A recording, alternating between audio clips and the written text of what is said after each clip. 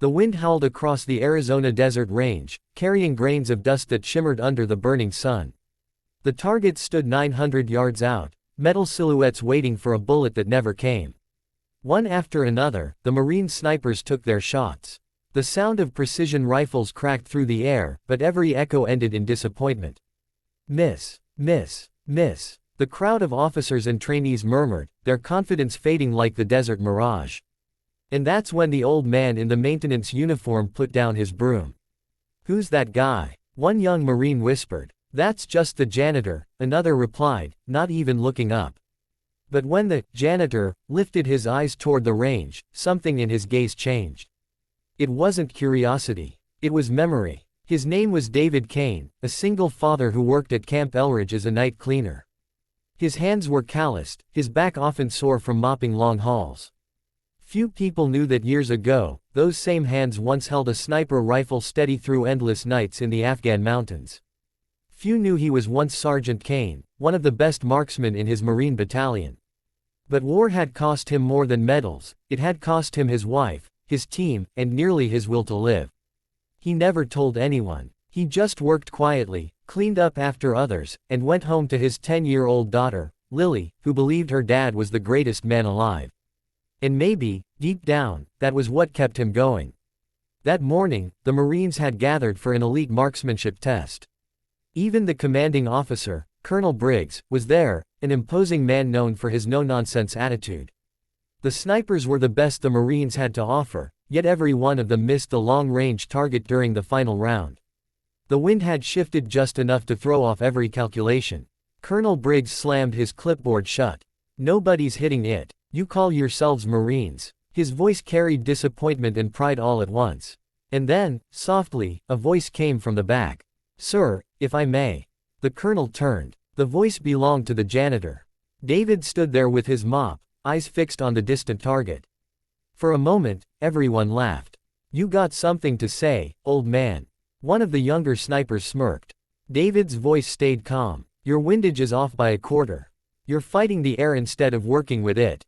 The laughter grew louder. But Colonel Briggs didn't laugh. He squinted at David, as if trying to remember something. "What did you say your name was?" "David Kane, sir." Briggs froze. The name hit him like a shockwave. "You were with the 2nd Recon Unit. Titan Ridge, 2011. David nodded slowly. "Yes, sir." Suddenly the colonel's voice softened. "I remember that op. You took the shot that saved 20 men." Now the laughter stopped. The air turned heavy with silence. Briggs handed him a sniper rifle. "Let's see if the legend still breathes." David hesitated. It had been years since he'd even touched one. His hands trembled as he adjusted the scope. His heart pounded, not from fear, but from ghosts. He could almost hear the mountain winds again, the voices of the men he'd lost. He took a slow breath, looked through the scope, and felt everything fall away, the noise, the crowd, the pain. Only the target remained. Wind 5 left, breathe in, exhale. Crack. The bullet soared, slicing through the desert wind, and a second later, the metal target rang out, a clean, perfect hit dead center. No one spoke for a long moment. Then a wave of applause erupted from the trainees. The colonel smiled for the first time that day. David simply placed the rifle back down. "It's never about the gun," he said quietly. "It's about the calm inside the storm." That night, the base couldn't stop talking about the janitor sniper.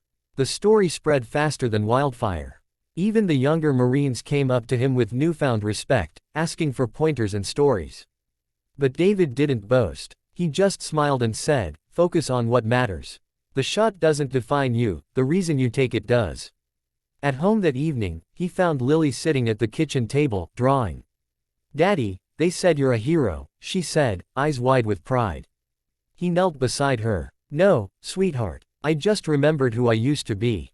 She hugged him tight. "Then promise me you'll never forget again." David's eyes glistened as he whispered, "I won't." The next morning, Colonel Briggs approached him again. "Kane, how'd you like to teach these boys a thing or two? We could use someone with your eyes." David looked out at the range. The same desert wind blew across his face, but it didn't sting anymore.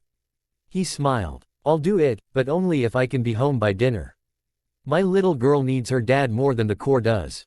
Briggs nodded. "Fair deal, Sergeant." And that's how the janitor who swept floors became the teacher who built legends. His story spread far beyond the base, an echo of courage, humility, and second chances. So if you're watching this, and you've ever felt like your time has passed, remember David Kane. Life may bury your purpose under years of pain or silence, but it never destroys it. Sometimes, all it takes is one moment, one choice, to remind the world who you really are.